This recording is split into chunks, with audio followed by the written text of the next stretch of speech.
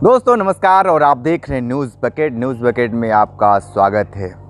मौसम ने करवट ले ली है और किसानों की दिल की धड़कन को बढ़ा दी है और हमारे साथ हैं किसान नेता विनय शंकर मुन्ना जी हैं और इनसे जानें कि जो ये बारिश हुई है इस बारिश से किसानों को कितना दिक्कत हो रही है।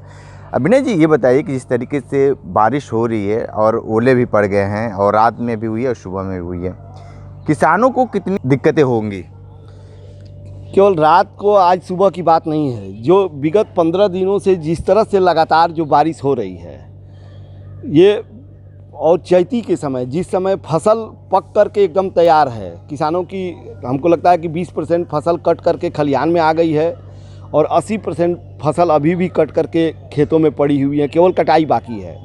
लेकिन इस बीच में लगातार बारिश होना और हवा के साथ बारिश होने पे जो फंसी हुई पकी हुई फसल गिर जाती है और गिरने के बाद उसमें सड़न आ जाती है, कलर माने धुआं काला पड़ जाता है, सड़ने तो लगता है। सब मिला करके अगर देखा जाए तो हमें लगता है कि इधर विगत 20 वर्षों में ऐसी कभी नहीं आई थी जो आपदा इस समय आज दिखाई दे रही है। केवल बनारस में नहीं बारिश हो रही है और इस बारिश के कारण से किसान आज असहाय हो गया है। किसान की फसल, जो किसान को ये रहता है कि जब उसकी फसल तैयार होगी तो वो पूरी लागत लगा देता है उसमें, और पूरी लागत के साथ साथ उसका पूरा अपना एक रचना बन जाती है कि इससे हम अपनी बेटी का हाथ पीला करेंगे, अपने बेटे को पढ़ाएंगे, जो भी कर्जा लिया रहता है किसान उस कर्जे को हम चुकाएंगे। लेकिन आज जो बनारस के साथ साथ पूरे पूर्वांचल, उत्तर प्रदेश और देश का किसान इस बारिश के कारण से, इस तूफान के कारण से जो उसके ऊपर आफत आई हुई है, ये आफत निश्चित तौर पे किसानों की कमर तोड़ दी है। किसान आज करा रहा है, किसान आज तड़प रहा है। आज किसान को ज़रूरत है, आज अगर देखा जाए तो सचमुच किसान को ज़रूरत है उसको मुआवजे की। आज किसान को केवल जो कहा जाता है कि हम किसानों की आय दुगुनी कर देंगे, लेकिन वो होता कुछ नहीं है। लेकिन किसान उसमें उसकी फसल बर्बाद नहीं होती है, लेकिन आज फसल उसकी बर्बाद है।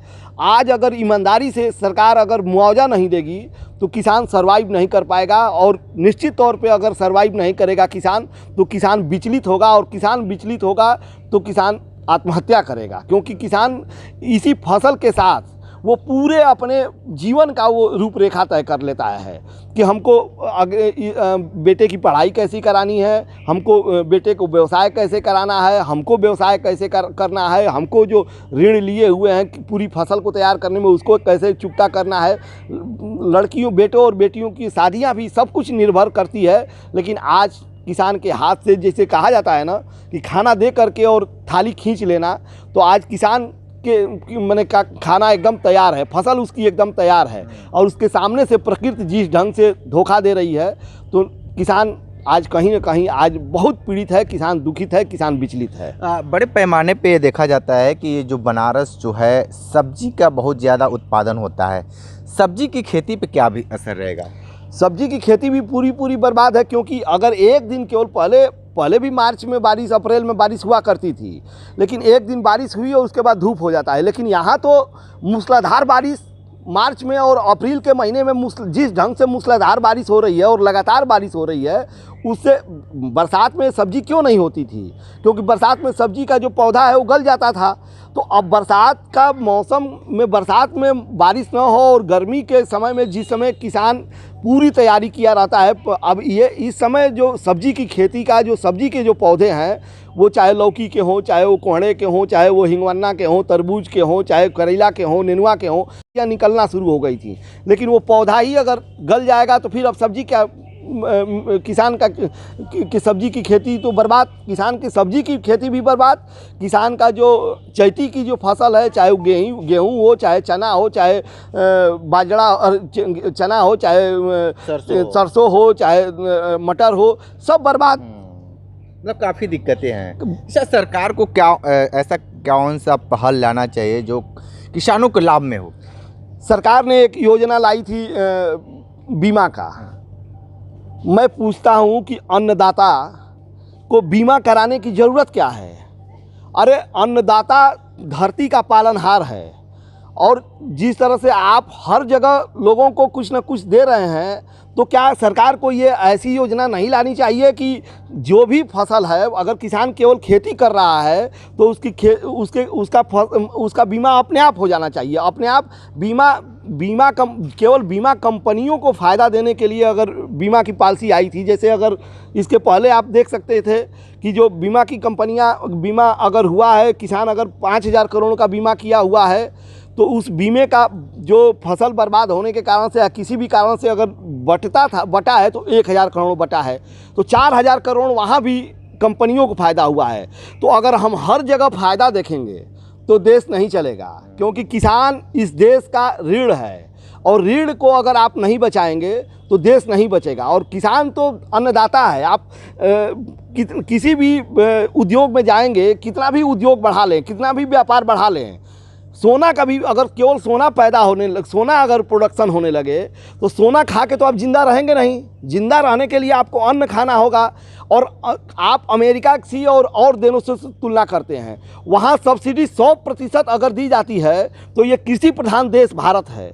यहाँ मेन मूल किसानी है और किसानी को आप केवल राम भरोसे छोड़ दे रहे हैं। आज किसानी लाचारी के साधन केवल इसलिए हो गई है कि किसानी में फ़ायदा नहीं। अगर किसान अपने बेटे को चपरासी बनाना पड़े तो अपने 2 बीघा खेत बेच करके और अपने बेटे को चपरासी बना देगा, लेकिन वो किसानी नहीं कराना चाह रहा है। क्यों? क्योंकि इसी तरह की दिक्कतें हैं कि किसान पूरा मेहनत करता है, पूरा एफर्ट कर देता है, लेकिन किसान को जब उस मिलने का होता है तो कोई ना कोई आपदा आ जाती है और उसके बाद किसान बर्बाद हो जाता है। एक बार किसान बर्बाद हुआ तो वो सर्वाइव नहीं कर पाएगा, क्योंकि अगर इस बार उसमें बीज में, पानी में, बिजली में, सब में, मजदूरी में, सब में पूरा पैसा लगा चुका है। अब वो केवल उसको बचता कितना, और उसी में वो अपने पूरे आगे भविष्य का वो पूरा तय कर लिया है कि हम क्या कर पाएगा। वो कुछ कर नहीं पाएगा, सर्वाइव नहीं कर पाएगा। तो मैं निश्चित तौर पे ये देश की और भारत की और उत्तर प्रदेश की सरकार से ये मांग करता हूँ कि अन्नदाता को अगर बचाना है, अगर आप जो महाराष्ट्र में जिस तरह से आप सूखा के कारण से और राजस्थान में सूखा के कारण से जो किसान आत्महत्या करते थे, यूपी में कम हुआ करता था, लेकिन जो ये बर्बादी, अभी प्राकृतिक बर्बादी जो हुई है आपदा के कारण से, अगर इस पर अगर सरकार राहत नहीं देगी, अगर किसानों के साथ खड़ी नहीं रहेगी ईमानदारी से, तो यहाँ का भी किसान आत्महत्या करेगा। अगर आत्महत्या से बचाना है तो किसानों के साथ सरकार को खड़ा होना पड़ेगा। ठीक है।